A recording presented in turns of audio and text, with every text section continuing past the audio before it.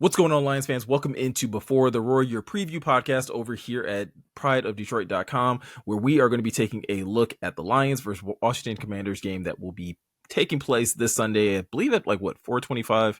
For those of you who may be new to the podcast, my name is Meko. I'm your host over here, joined once again by my amazing co-host, Morgan Cannon. Also with a special guest today, Max Gerber, also one of our writers over at prideofdetroit.com. Max, how's it going, man? It's going good, man. Happy to be here.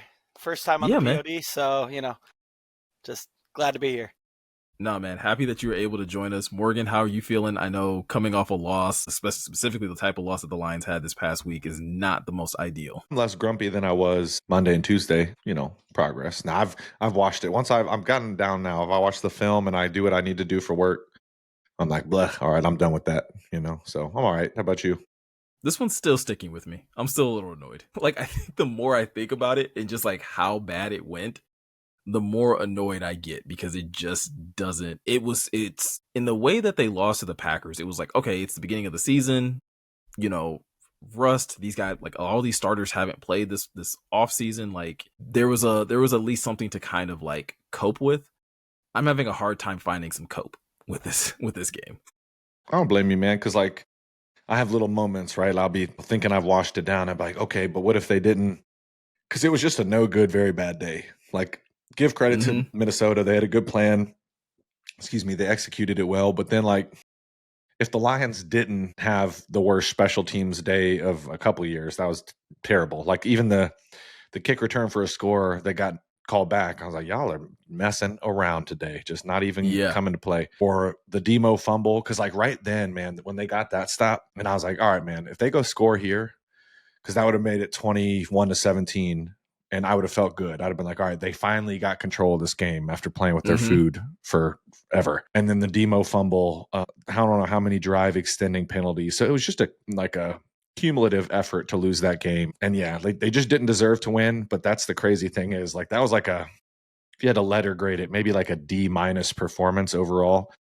And they were still, you subtract one of those errors. I think Campbell said that after the game. You subtract one of those errors, the Lions probably win that game. Even the blocked field goal. If you hit that, I was like, okay, they probably got a good chance here.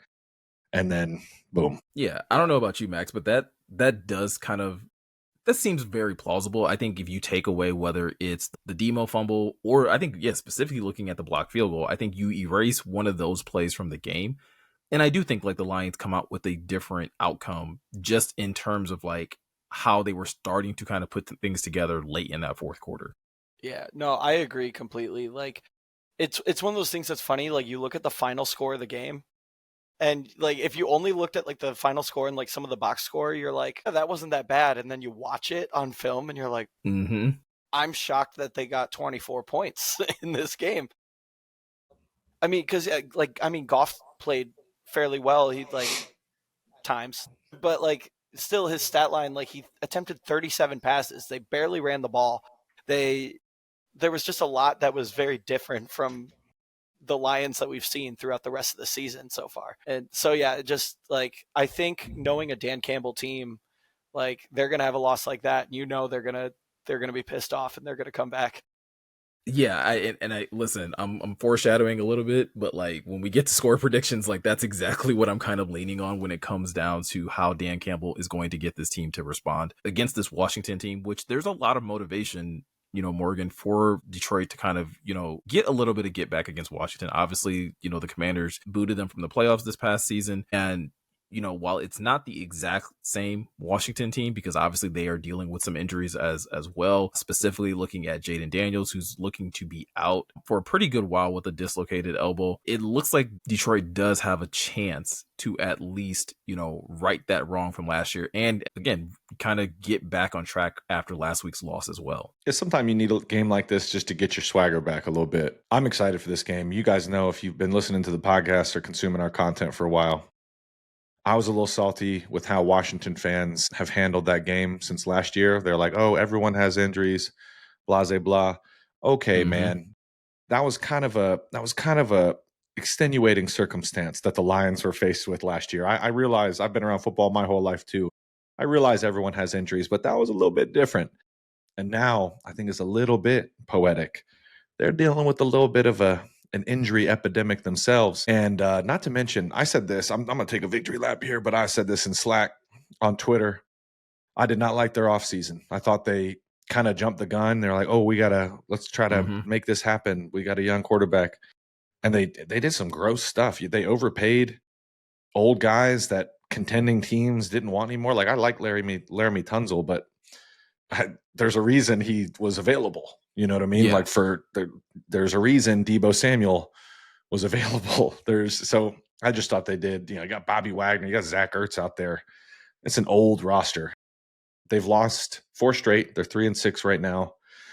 And they're just kind of paying the piper for some of the decisions they made this offseason. So still a good team. Like this isn't going to be a walkthrough. Like I think the Lions have to come ready to play, and I think they will, to y'all's point, because I think they're going to have not only a sour taste in their mouth from last week, but from last January too. Yeah, and Max, as someone who lives in the DC area, what do you kind of make of the Commanders at this point in the season? Like Morgan said, I mean, losers of 4 straight, 3-6 on the season. What's kind of the vibe, amongst people about the Commanders right now? Well, I mean, to put it this way, I have a friend who has season tickets, and he said he's not even going to go to the game or watch it this week. Okay. Yeah, but I mean, it's just one of those things. Like I think a lot of people feel like the team is just throwing in the towel right now, and I know these are professional football players. That is not my mindset, because I know that's not their mindset.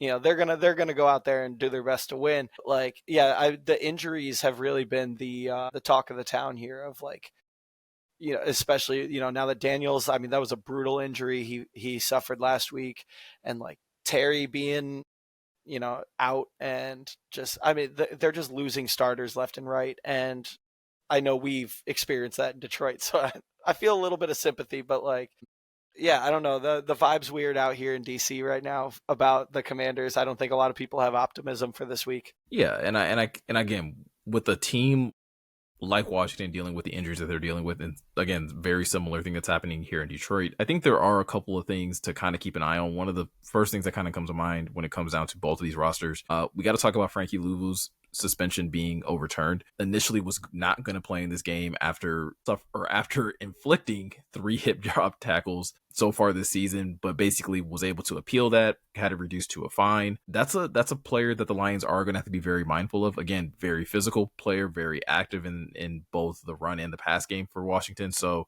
Morgan, I mean, initial thoughts of just about that, fine being, or that suspension being overturned? It's some bull. I would cuss more. If I didn't. I'm gonna keep the podcast in a good rating. It's some bull, man. I like. They made this big old fuss about hip drop tackles. I'm a defensive player and coach by nature. If you're new to the podcast, so I'm not sure how you're going to referee that. I understand the thought process, but I'm not sure how you're going to referee that, how you're going to officiate that. So this is, Meko said, it's his 3rd one. They're like, okay, we're going to suspend you per the bylaws. We got it right here, and just like they did with Brian Branch. But look, so 3 hip drop tackles. Oh, okay, we'll overturn your suspension. We'll just make it a fine. That's okay. And then Brian Branch slaps the coins at a Juju Smith-Schuster, and his suspension's upheld. So I just want to know. I don't know. I just got a lot of questions. I wish I could talk to Jordy Nelson and them, the little committee, and be like, what's the deal? Talk to me. Talk me through this, because it don't make much sense to me. And I'm trying to remove my bias, but something is not like, yes, it looks bad. He slapped Juju. He deserved it. Everyone talked about that. That's beside the point. But that's not dangerous. He wasn't going to get hurt, right? I don't know. I'm bothered. Yeah, Max, I don't know. Your thoughts on the whole suspension being overturned? Yeah, I mean, I'm in the same boat as Morgan right here. It's like, at some point, say what you want about the hip drop rule. I know that's kind of like some people were iffy on that. I was really like, I didn't even think I knew what a hip drop tackle was before they put out the ban on him. But it's like, at this point, you've been told this many times, like, you're a grown man. You were told, don't do it. He did it 3 times. And if the league is really so, gung-ho on player safety, like, this happened in a game. Like, at least the Branch one happened after a game. You could say what you want about that, but like, this is in the game and actually able to hurt people. And he's done, like, and he's already gotten 2 warnings, 2 fines, and he did it again. Like, that also tells me, like, he can't play without doing these things that are illegal now in the game. Like that's what he's been relying on, and now it's banned, and he doesn't know anything else. And Yeah, I Frankie think Louvu that's is the the thing that makes same it. guy who decapitated Goff in the playoff game. Y'all remember that when I he forgot like that was him, man. you're not supposed to Yeah, target bro. He like crown of his helmet and Jared's chin. Like I'm sure Jared was seeing, standing on Wednesday and seeing both Sundays for a little while after that hit. So like if we want to talk about, history like they did with BB, well, they're like, oh, he has a history. He's done this and this. Okay, we got that with Luvu too, man. I just want it to be, the same across the board. Go ahead, Miko. I'll cut you off. no, I agree with you both. I think that's the thing, that it's this really weird gray area where the league wants to enforce these plays, but they're like, whenever you go back and you, specifically in Frankie Louvu's case, where you decide to rescind a suspension because you're like, well, I guess that isn't a hip drop tackle, then it's like, what initially then did you see that said it was, and what kind of argument was made that it, for it to be justified that it wasn't? Like, I think if it's that easy to sway something for someone who already has been, like, has a history of doing these types of tackles, something that you've already deemed illegal, like, yeah, like, you would probably like to see the league stand 10 toes down on us on, a ruling like this. But with that said, the Lions still got to go out there and play, and they still have to find ways of taking advantage of this Commanders defense in whatever way that they can. Looking at the injury report really quick, guys. First, from the Commander side, I think obviously the two biggest names that are really going to stand out. You have Jaden Daniels, who's clearly out again, having suffered that left elbow injury. They have a couple other big names on their injury report. Most of these guys were either limited or have a couple rest days. Terry McLaurin is the other big name that more than likely will not be playing this week either. So that does take some teeth, Max, away from this Commanders offense. And I think that's what's going to make this game a little bit more manageable, I think, if you're the Lions defense. Yeah, for sure. I mean, now, and like you got to think too, off of this injury report, like Luke McCaffrey just got put on IR. Mm-hmm. Like they're down to, I think Debo's really the only weapon that Mariota has left, and now they're starting running backs listed on this injury report as limited as well, or Krosky Merritt, with a tooth injury, whatever that might mean. He was limited. So it's like, and then Ertz on there just as a veteran rest, so he'll probably play, but like that's a lot of injuries to the weapons that they have, and they're probably going to have to rely on a lot of younger or practice squad kind of guys at this point. So I think it looks good for Detroit's defense, but also our defense has had quite the injury report as well. Yeah, I was gonna say, when you look over at the Lions defensive side, Kirby is still a do not practice, so far this season, or yes, kind of like for the last couple of weeks. It'll be interesting, Morgan, to kind of see if that changes between tomorrow and Friday. I feel like if he can at least work himself into like a limited practice, maybe 2 days of limited practice, that might be a good sign for Lions fans that he might be a game time decision come Sunday. Some other like interesting news on the defensive side, though, and again, doesn't necessarily mean that it's going to have any type of impact on Sunday's game, but just something to kind of look forward to maybe in the next couple of weeks. Malcolm Rodriguez continues to be a limited participant in practice with his knee injury, and the Lions also started the clock on Josh Pascal this week, who's been dealing with a back injury, so he was also a limited participant. So again, maybe doesn't really have a lot of impact on this week's game, but it could be really big in the next few weeks, where the Lions do still have some pretty tough competition coming down the line as well. Yeah, and I guess if we're gonna try to not be greedy, like if I had to pick one or the other, I'd hope Kirby was ready for the Philadelphia game. Not like I'm looking past Washington or anything of that nature. They're going to come ready to play. I love that Max brought that up earlier too. I just remembered, but I think people think sometimes it's too easy to like, oh, just tank. The Washington's tanking. They don't want to win. Here's the thing, guys. These players, they want to go out there and they don't want to put out crappy tape, because that's what people are going to use in the offseason, executives and scouts, to evaluate how they played in 2025. So you don't, yeah, is Washington, kind of punting on the season? It seems like it a little bit, because they've, Jaden, the elbow for Jaden was kind of the, even if he's out for a month, that, and you lose all these 4 games, that kind of puts a nail in your season, even if he is able to come back. So we'll kind of have to see about that. But yeah, it was cool to see them start Malcolm's clock, and then Miles Frazier, the draft pick out of LSU. Excited to see him get going, because he has some guard and tackle flexibility. So it'd be nice to get him up to speed, within 3-4 weeks. We'll see how that happens. Got to keep your eyes on, we talked about Kirby, keep your eyes on Decker and Sewell. I read that Panay was working off to the side. So that's an encouraging sign. He had that shoulder. That was a nasty fall too. When I watched that on tape, he kind of all 335 pounds on that thing. So yeah, it'll be kind of watch them. But I think they're trending. Who I'll be really excited to see, he's not on this yet, but I can't wait to get DJ Reed back, man. I think people underestimate how awesome he is at football.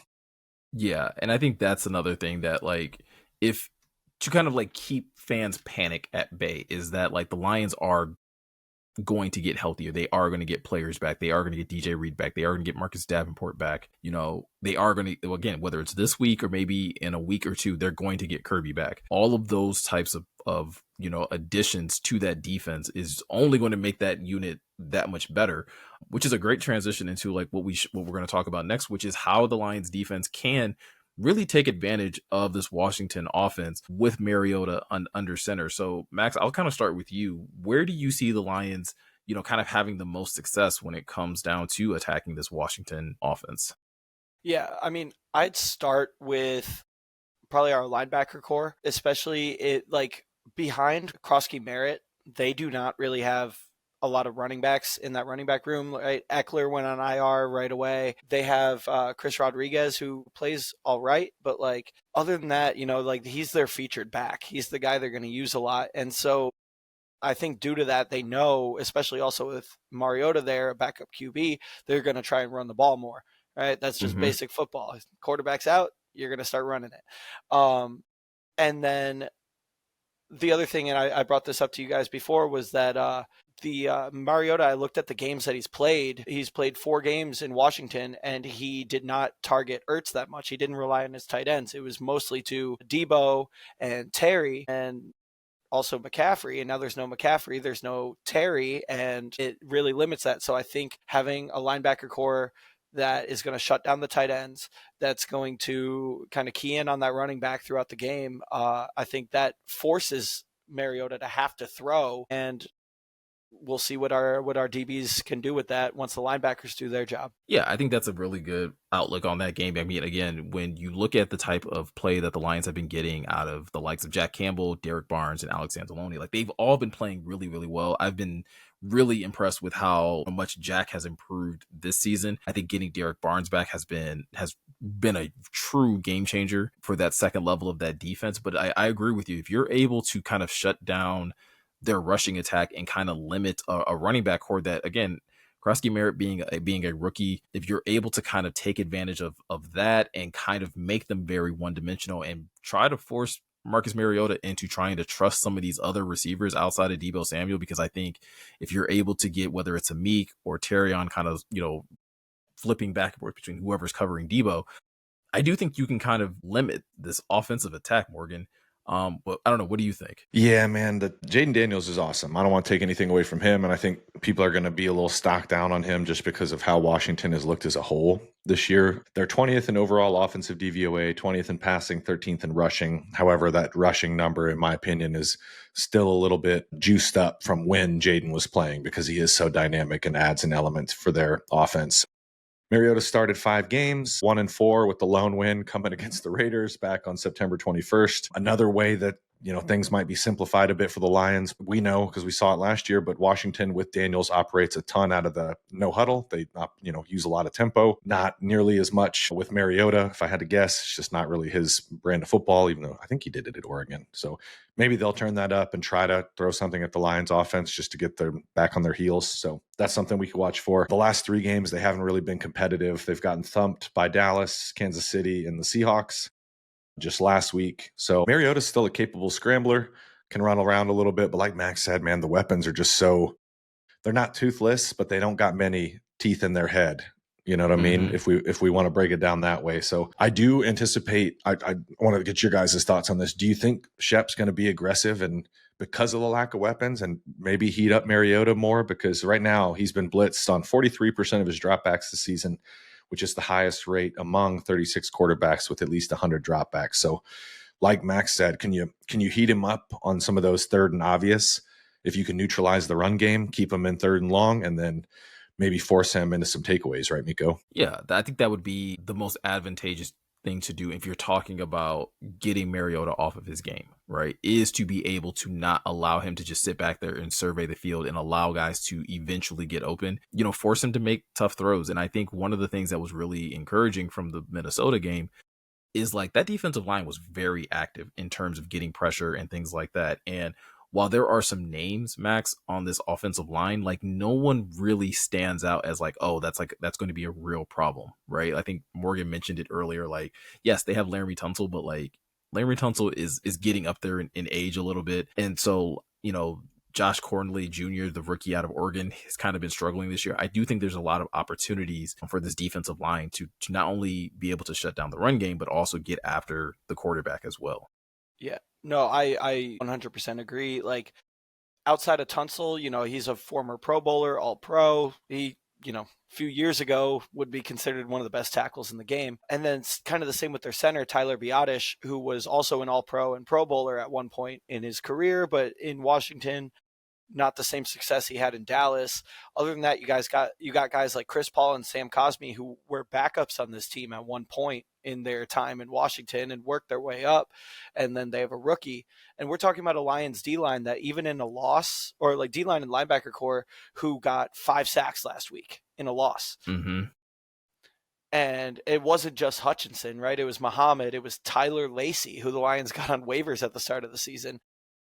And then I think it was Barnes and Campbell. Oh, yeah. Yeah. So again, kind of going back to my point about the linebackers, like Detroit has success when they rush their backers and send them on a blitz, or even just as we saw, I think like they do just fine in a coverage sack, situation. And so that's the thing is, like Morgan pointed out, Mariota can scramble. He is a more mobile quarterback than some people give him credit for. But if we take his weapons away and force him to scramble, then all of a sudden we have Barnes or Campbell waiting for him there. So I think against this line, I don't want to write off Tunsil and Biadasz completely, but it's Detroit's D-line has made a lot out of very little in the past. So I'm excited to see what they do this week. No, I like that point, man. And Tunsil's like, I don't want Washington fans are going to get on here and be like, he's still playing good. Don't get me wrong, Tunsil is, but he ain't gas mask Tunsil anymore. Okay. And if y'all know, then all right, I had to get that joke in there. But when Washington does run, I watched 2 of their games just on the all 22 when I could yesterday. They do find most of their success outside the tackles. Mm-hmm. So I want to see, because the Lions had problems against Minnesota with that, man, uncharacteristic ones where they weren't setting good edges or weren't being sound with their gap integrity. So I do want to see, better edge setting, better gap integrity to try to neutralize that run from the jump. Like Max said, get Mariota running around back there running for his life. And I do love the point that you keep bringing up about the linebackers, man, because I don't know that the casual fan, like you see some of the splash plays Jack Campbell makes, like when he just deboed that running back into JJ McCarthy. I was like, oh my God. Like I watched some reps, I just lock in on him because I like watching him play. And God help those running backs that got to step up there and just eat that in the face. That's terrible. I wouldn't want to do that because that man runs like he's mad. Just yeah. This does to me feel like a game where you can probably implement a similar game plan as you did against the Tampa Bay Buccaneers, because I think while Baker Mayfield is definitely more explosive with his arm talent, it does still present you with that same type of dual threat type of quarterback with a limited weapon set. And we saw how the Lions kind of attacked Tampa Bay in that situation as well, where they did send a lot of pressure, and they got a lot of pressure specifically up the middle to kind of limit Baker's ability to go side to side. So I feel like if you can kind of do the same thing, with Mariota, and you're able to get some quick wins, by way of Tyleik Williams or by way of Aleem McNeil or even DJ Reader, like that could set you up really well to push some sacks into, Hutch's direction or into Al-Qadim Muhammad, or a blitzing Derek Barnes or a blitzing Jack Campbell in those situations. So it'll be interesting to kind of keep an eye on how the defense and Shep kind of choose to attack this Commander's offense, because it does feel like there are going to be opportunities for them to swarm. But Morgan, I think what you said specifically about, the Lions are first and foremost going to have to be more sound than they were last week. You think about some of the plays that Aiden Hutchinson kind of let go by crashing in on the line. You think about some of the tackles that Terrion Arnold missed kind of on the outside. Those types of things are very uncharacteristic of this Lions defense. If the Lions can get those things cleaned up, I think they're going to have a much better chance of really blowing this game like out of the waters just from a defensive perspective. Yeah, absolutely. And then I found this interesting. So they use Ertz a lot in the slot, like 66.5% of the time. So if that's the case, and their other receivers outside of Debo right now are Chris Moore and Jalen Lane, that plays into the Lions' hands too, because if you make it easy for the Lions to just stay in base personnel, they're going to happily do it. They're going to happily do it and cover Zach Ertz with Anzalone or Brian Branch or whoever and just be fine with it. So that's something to keep an eye on too, because I like Zach Ertz. He's a good player, but also that man's like my age. It's about time to join the workforce.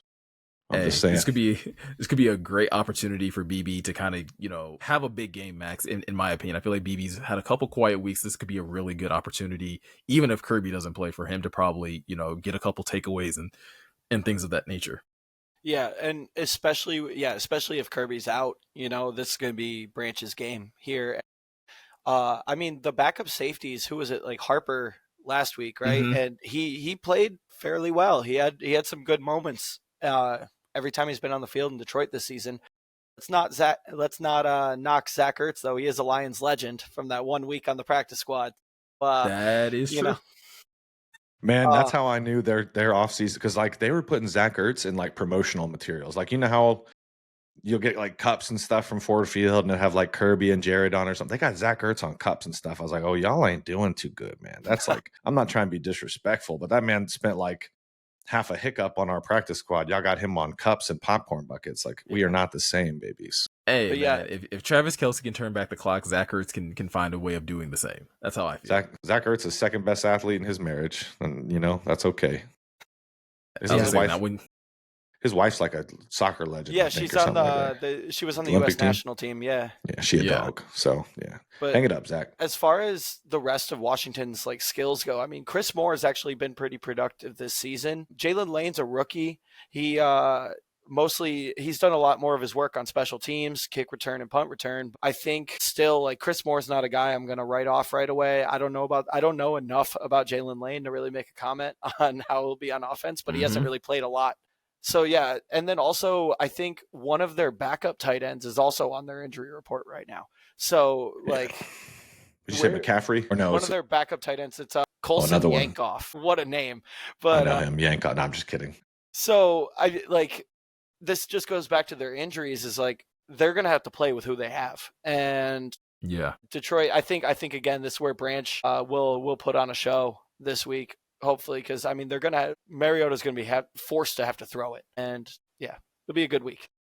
Yeah, I think with us kind of heading into a break here, I think that's where the offense could have a really big impact on putting the defense in some more advantageous situations and forcing Washington to maybe abandon the run early in the game. So we're going to talk about exactly what the offense needs to do to get back on track, because if we're going to talk about the Lions struggling last week, they took a big chunk of that pie as being the reason they did. So we're going to talk about that and a whole lot more right after this.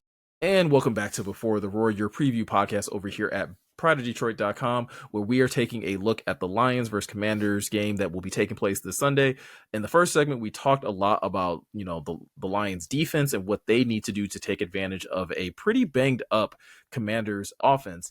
But guys, when it comes down to the Lions offense, while they are a little bit healthier, they do have some injuries somewhat on the offensive line, losing Christian Mahogany, due to a broken leg. And Morgan, you kind of highlighted in the first segment as well, both Decker and Sewell, didn't practice on Wednesday, both of them dealing with shoulder injuries. So it's going to be interesting to see how that progresses throughout the rest of the week. But this is a group that has really struggled to kind of live up to the standard that they've established in seasons past. And I know there's a lot of people that want to point fingers at, John Morton. There are people that are pointing fingers at the offensive line. There are people that are pointing fingers at Jared Goff. At the end of the day, you're getting a Commanders team that has struggled, not only to struggle to put up points, but also struggle to contain opposing offenses as well. Morgan, I'm going to start with you. What can the Lions do to kind of get back on track against Washington to kind of, reignite this offense that we're used to seeing be so automatic. Yeah, this is, like I said, it kind of matches up well. Like they were having their issues prior to some of the injuries, like Max talked about. Like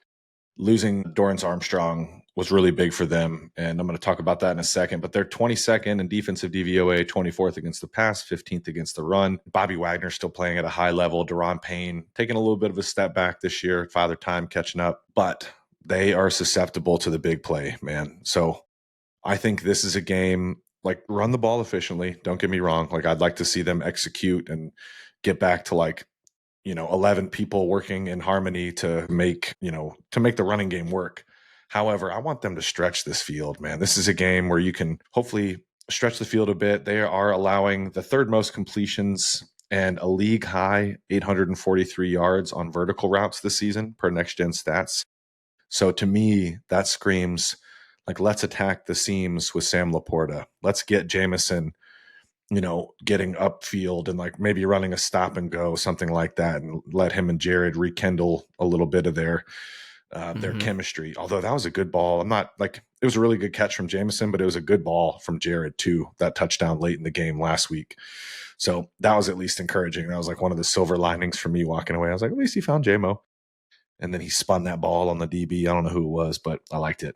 So, yeah, I would say, like, let's get back to executing, man. I know that's very much coach speak, but when you watch the tape, it's like 10 guys execute well, but one doesn't, and that's the person who makes the tackle. Or so it was just it's not just one thing. I know people are like, oh, the offensive line's broken. I'm not saying everyone listening to this podcast, the worst people on Twitter, you guys know who I'm talking about. So yeah, it seems simple, but execute. And I want, for the love of God, I just get into my end point here with this little rant. Stop with the second and long runs for right now, because it's putting you in a bad spot, a worse spot on third down. And I'm sick of looking up at the scoreboard when I'm at home games and seeing 3rd and 13 and having a pit in my stomach. So switch it up.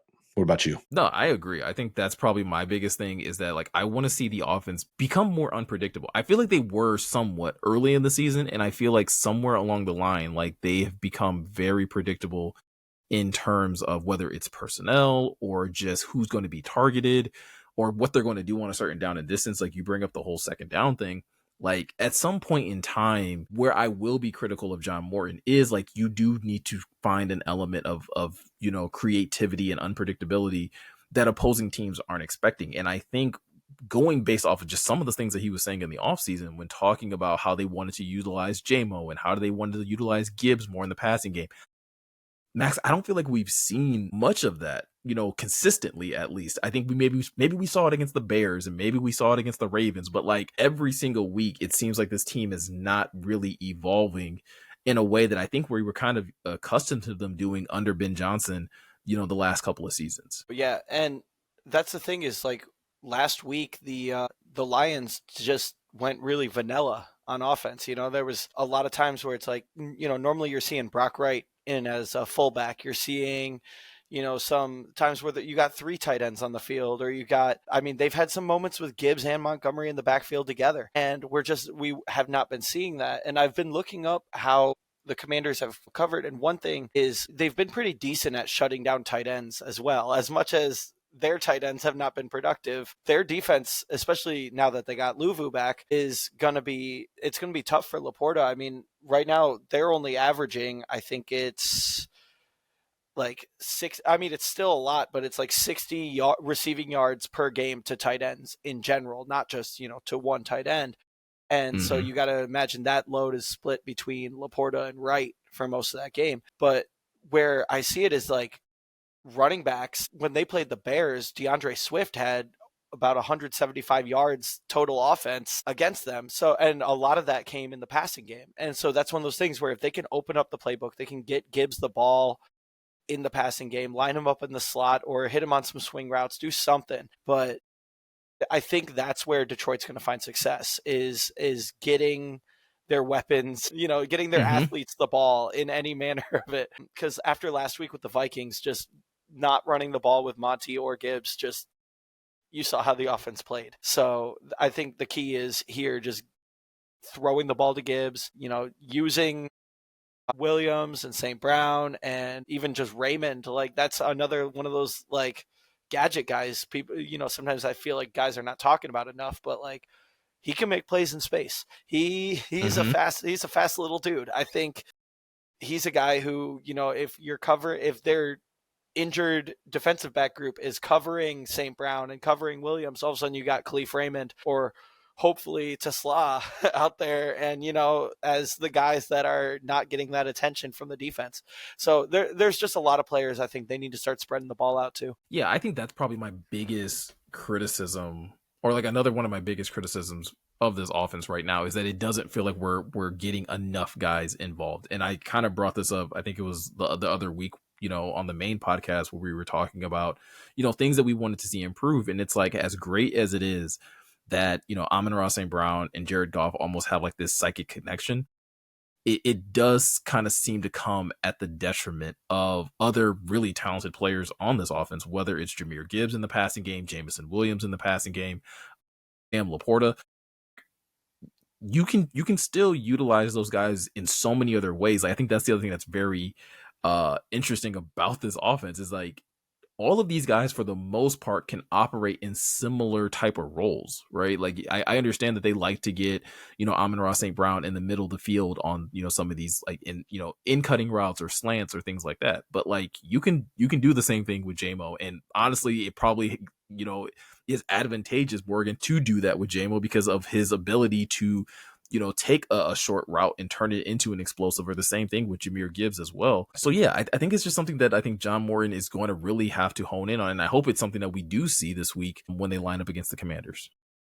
Yeah, and I love that you made the JMO point. He had a tough catch over the middle last week where he caught it. It was like kind of on his back shoulder and like reached Yeah, he back, had to kind of like got jump up and reach back. Yeah. and kind of got hit and came down with it. And I was like, yeah, JMO, because he does make those tough catches. He'll drop one here or there, but that's dang near everybody. Well, as we know, though, I know y'all know this, but it's a copycat league. So I'm sure Dan Quinn's gonna be like, okay, maybe I can have a fighter's chance if I try to do some of what Minnesota did. And they have different personnel, but prior to going into week 9, they did have a 36.6% pressure rate, good enough for 8th highest in the league. However, like I mentioned earlier, that rate has dropped quite a bit since Dorrance Armstrong tore his ACL in week 7.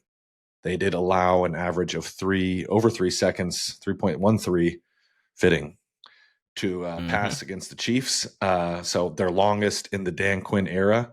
So for me, like I do think they're going to try to do some of what Minnesota did, but if you're John Morton, you got to have, and I know they will because you got Dan Campbell as a head coach, and I know people don't want to listen to it, but Dan Campbell is a very, very smart football person. I know people think he's just like giant buff Ted Lasso, but that's not the case. That's stupidity. Most people listening to that probably understand that, but for those that don't, listen. So yeah, that's what I want to see. I want to see them protect, because I think they're going to try them in some of the similar ways that Minnesota did, with some of that double mug, like A-gap blitz, try to mix them up with like that cross dog stuff where you got the linebackers looping off of each other. Stunts and games are a dime a dozen in this league, but I do think they'll try to mix it up with that. But I think this week the Lions will have answers to some of those riddles, and whether it's like split back formations that have the ability to release a running back and keep one in to block, or you go empty and try to just spread them out and go even faster. Goff takes the snap, not even a step, but just hitch and throw. So there's ways to beat it, and I expect them to have answers against Washington, because I think they'll try to get after Goff a bit, because that's one of the ways they probably think they can stay in this game and make it a true like fight. But I think that might be also a recipe for disaster if you're Washington, just because Goff has, prior to last week, which was a special kind of storm, had been really good against the blitz, right, Meko? Yeah, and I think that's going to be the thing that's going to be interesting to see if Dan Quinn does implement that type of game plan, especially with Dan Campbell coming out today during his press conference talking about them possibly doing some tinkering with the offensive line, right? And specifically, we know he's probably talking about that interior of the offensive line. Obviously, like we talked about, Christian Mahogany is not going to be playing. The easy solution probably would be just to have Coyote step in at left guard and keep it, with Coyote, Graham, and Ratledge as your interior offensive line. But if the Lions do still, if they don't feel comfortable about the performance that they're seeing there, it will be interesting to watch this week and leading up to the game, what kind of adjustments they do decide to make. And if they decide to make a more significant change that, no one is really expecting. Dan Campbell mentioned Tristan Colon. Tristan Colon was playing his best football during the preseason at center. It would be real. Like, I think that would be a very drastic change to all of a sudden move Graham over to left guard and maybe put Tristan Colon at center. But I mean, again, he was playing really well there leading up to leading up to the regular season before he got hurt. So maybe that's a bit of a drastic change, but it does seem like from Dan's comments this morning, not particularly probably pleased with how the interior offensive line is playing right now. Yeah, and it's a combination of things. Like watching the film, Mahogany didn't have a good day prior to leaving with the injury. Like, I don't know if he was in his own head, but there was Jonathan Allen was working him over a couple times, and Jonathan Allen prior to that really hadn't looked like the Jonathan Allen of like the Washington days, where he was a pretty dominant interior defensive lineman. Him and Deron Payne, to be honest, that's why they were good up the middle for quite a while there. But yeah, I would agree with you, Meko. I think that would be a little drastic. I don't really anticipate that right now. I think your best bet is hopefully have Decker and Sewell play. Plug Coyote in at left guard because he's battle tested. He's played in some big games, and kind of assess things from there. Because Graham has been, I know a lot of people are thinking he's the worst center in football right now. That's not the case. He's been pretty good this year. I would say like slightly above average if you want to take everything into account. Like what are we right now? 5-3, all 8 games played. Like there's been good moments, there's been bad moments, but the room is not on fire. I just want that to be known. And I think this week will be a good chance to pour some water on some of those fires for some of the more worked up part of the fan base right now. Absolutely. Well, let's try and set some good expectations for the fan base. Let's move over to our X factors of the week. Max, I'm going to start with you first. You can start with either your offensive or defensive X factor, but who do you have as one of your X factors for this upcoming game? Yeah, I'll start on defense. I know I talked about the linebackers a lot in this already, but I'm actually going to go with Brian Branch. I think, again, as we talked about, he'll be the best safety on that. He right now, if Kirby can't play, he's going to be the best safety they have. And that versatility, being able to play the nickel, play the safety, play either free or strong, I think is going to help him a lot, especially because, again, they're really going to have to either target Debo or target, who was the other guy, like Chris Moore or the rookie. So it's I think he's going to be kind of the guy that to look for of like commanding that deep the deep part of the field and being there when Mariota takes a shot downfield. Like, I think Branch is really going to be the one who's going to have to make some plays and hopefully get a few picks out of this. But I think if he has a bad game, Lions are going to get beat all day. So we gotta still make sure that he does his job and watches for Debo, because that's really the best offensive weapon they got left. No, I'm with you with that one. Go ahead. Oh yeah, no, and then as far as offense goes, I see what you guys have, and I agree with those ones. But I'm gonna say Goff. Like, this is a day where, like, I was looking at Washington's injury report again. They just lost, who was it, Lattimore, right? And had him on IR. And now their backup, Trey Amos, is also on their injury report. And, in Detroit, we've seen this, right? We have our own cornerback problems going on. But that's just another one of those moments where if he can just target like a young, inexperienced corner throughout this game with, whoever, whichever receivers, like especially JMO in this case, but like Goff is coming off a rough game in Minnesota, and even though he didn't throw any picks, he didn't have the accuracy he normally had. He didn't have the reads he normally had. He played a little panicked through a lot of that, but he was also sacked a million times. So I think this is up to Goff to have a comeback game and show that he is the guy. He can command this offense. He can make those big plays. He can get the ball where it needs to go. Yeah, it may sound like nitpicky to put so much on Jared Goff, but you look at his last couple of games. You have to go back to the Cincinnati game was the last time he completed more than 70% of his passes.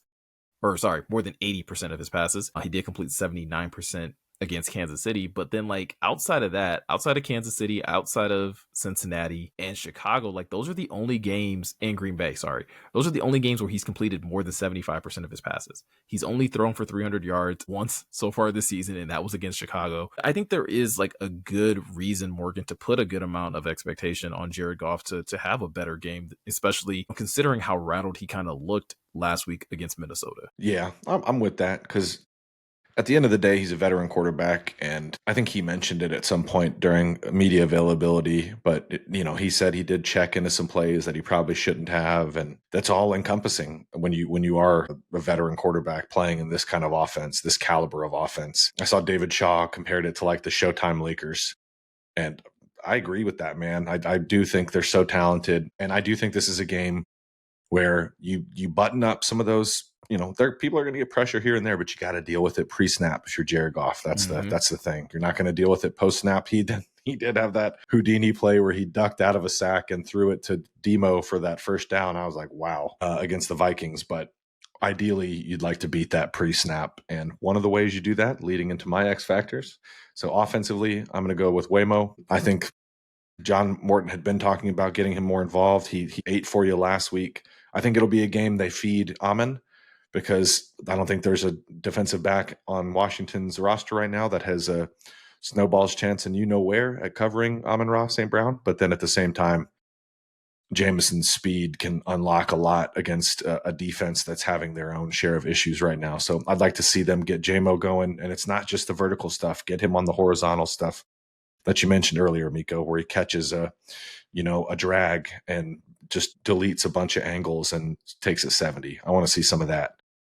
Mm-hmm. So offensively, going to go with Jameson Williams. Defensively, going to go with my guy, Jack Campbell. I think he's going to continue to reaffirm, cement his status as one of the premier linebackers in the game. And I do think they're going to blitz quite a bit because, we've talked about quite a bit here. They are lacking in some of the weapons. Just on paper, this could come back and bite us, and they could get some plays, but it's going to be tough, man. So I'm going to go Jack Campbell. I think this could be a game where he racks up his usual amount of tackles, but maybe adds a sack or two and just continues his dominant string of play. But what about you, Meko? Who are your X factors?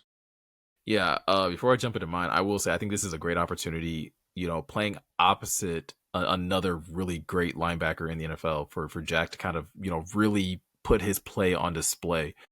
Bobby Wagner has done it for so many years in so many different ways. So I think if Jack can kind of match his production for the Lions, like that could go a really good way in kind of, pushing his stance and getting a Pro Bowl nod at the very least this year, because I think he's played well enough to this point to kind of be deserving of that. But for me, starting on the defensive side, I'm going to go with Aleem McNeil.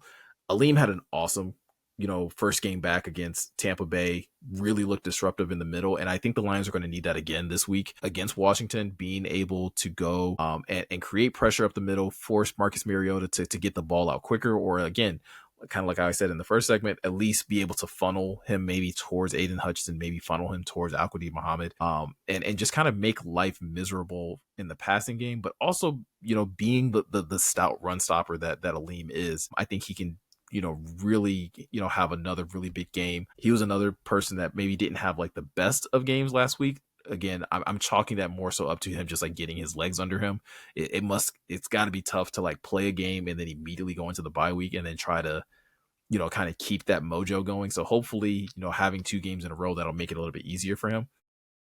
And on the offensive side, I'm going to go Jahmyr Gibbs. I think, Max, what you brought up about DeAndre Swift having such an explosive game when the Bears played the Commanders, is something that the Lions should really lean heavily into and see what it is exactly that Chicago was doing to, get Swift into those advantageous situations and replicate those types of plays, or at least replicate that type of usage. Jahmyr is going to be coming off one of his worst performances as a Lions, 9 carries for like 25 yards. I think it would be very advantageous to try to get him more involved, both running and in the passing game. And I think, like we talked about already, those types of things would make it that much easier for this Lions offense to be less predictable.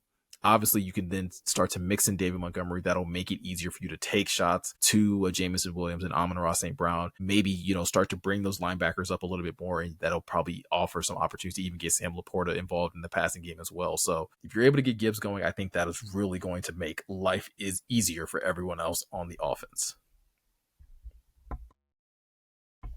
All right, guys. Well, with that said, let's move over to score predictions. I'll start off. I kind of said it at the top of the show. I'm expecting the Lions to kind of really bounce back in a big way after how they looked last week, specifically on the offensive end, and really not just playing complementary football in all three phases. So I'm expecting a blowout in this one. So I got the Lions winning 34, and this could probably even be more offensively if the Lions offense is really able to get going. And I kind of long for the days of like, when the Lions would have a poor offensive performance under Ben Johnson, whenever they would come back, like it was never just like, oh, we're putting up 30. Like, no, we're putting up 40, we're putting up 50.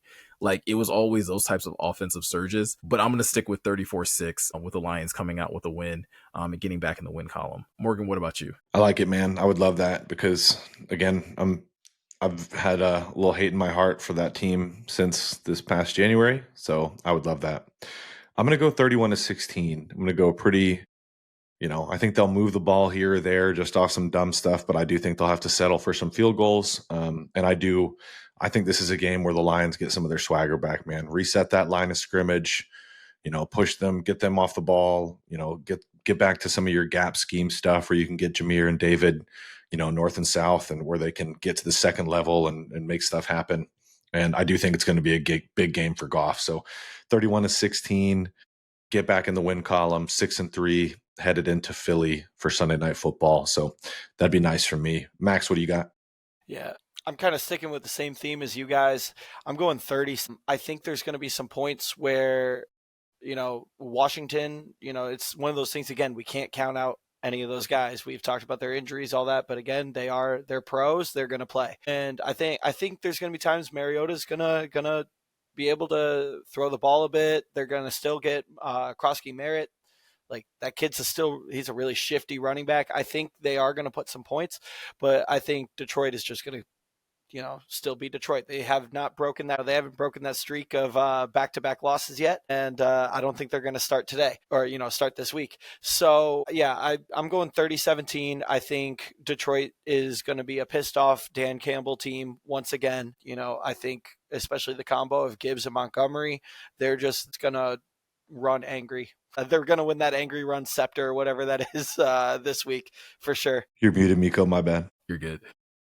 I was going to say, though, I love that, Max, because I don't think the Lions have had an angry run candidate to this point yet this season. So it would be nice to get one kind of in a bit of a revenge game / get right game against Washington. And yeah, like really just kind of reignite this team. I think Jameer won that a couple weeks ago, didn't he? The Bucks won. I think he won during the Bucks week because I think he had posted he got his third scepter or whatever. Really? I don't know. I guess I've been off Twitter too long. I didn't see that one. I've been watching Good Morning Football as much just because they bothered me early in the season, and I was like, all right, y'all are muted. Well, that's fair. Well, then, like, guess what? I want Jameer to hit his second one. So, like, let's make that a thing. But yeah, guys, I mean, the Lions are heading into this game as 8.5-point favorites. So I think we are all kind of like within that ballpark. Again, I'm taking a much bigger jump and just thinking this is going to be a little bit more of a blowout. I do think, like you guys said, I think there is always the opportunity, for Washington to kind of put up points. Deebo Samuel's been having a pretty decent year considering some of the things that he's dealt with, health wise. And one thing that we didn't really talk about much, but it's like special teams is also going to have a pretty big impact on this game as well. It had a very big impact in the Washington game or in the Minnesota game. So it's going to be important to see that Detroit can kind of fix that side of the football as well. Yep. Get back to the bread and butter, man. Run the ball, keep Jared clean, at least keep the interior pressure at a minimum because he can navigate the pocket. We've seen that. We know Jared can navigate some of that edge rush and step up and, move off his spot and reset. So I want to see some of that. And like you said, get rid of some of the vanilla stuff. I think you said that earlier, Meko. I want to, change it up a little bit, keep people on their toes. Because last week, for a few weeks really, like, oh, okay, it looks like personnel wise and down and distance wise, I bet they're running a screen out of the bunch. Oh, they did. They threw it into the boundary. It didn't work. So I want to see, switch it up, man. I'm with you. Absolutely. Well, guys, that's pretty much going to do it for this week. Max, appreciate you coming by and stopping by the podcast. Hopefully this is not the last time we see you over here. And hopefully we can do this again, whether it's this season or, next year as well. But yeah, man, I appreciate the invite. Again, this is my first time on the Pride of Detroit podcast, so just happy I could be part of this, man. That's always kind of been a dream. So glad I'm here. Glad I could be here talking to you guys about the Lions.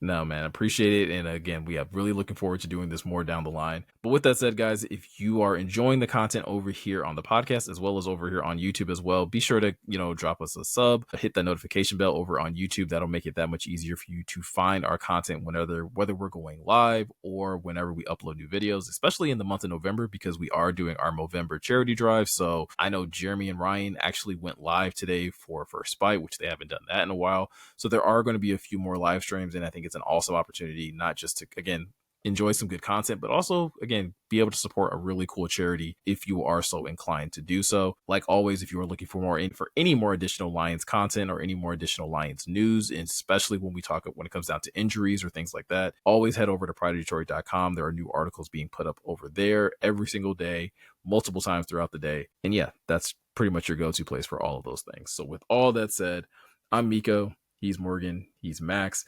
Thank you guys for taking the time to watch and listen, and we will see you guys in the next one.